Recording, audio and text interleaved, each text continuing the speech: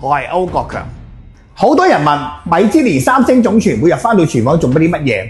好簡單，每日揀好嘅食材，做好餸，將粵菜嘅滋味發揮到淋漓盡致。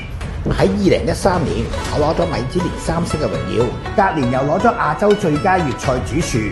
呢啲獎唔係俾我一個人嘅，係俾我所有喺後廚堅持嘅團隊。但是我不覺得是什麼天分，也不是我一個人，我從來都是說我們是一個團隊，我們是兄弟，我們是拍檔，我不能沒有他們。我的團隊現在跟10多年之前都是一樣，這個很重要的。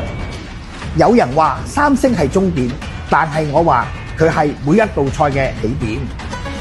做粵菜最緊要對食材有敬畏之心，冇好嘅食材，有幾好嘅功夫都冇用啦。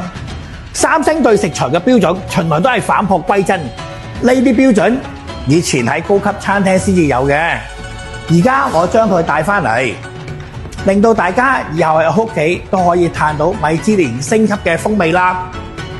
呢個號唔單止會同你分享米芝蓮嘅趣事，仲會用簡單嘅廚具、新鮮嘅食材，教你整足正宗嘅粵菜。我係歐國強，記得關注我啊！識飲識食，人生積極。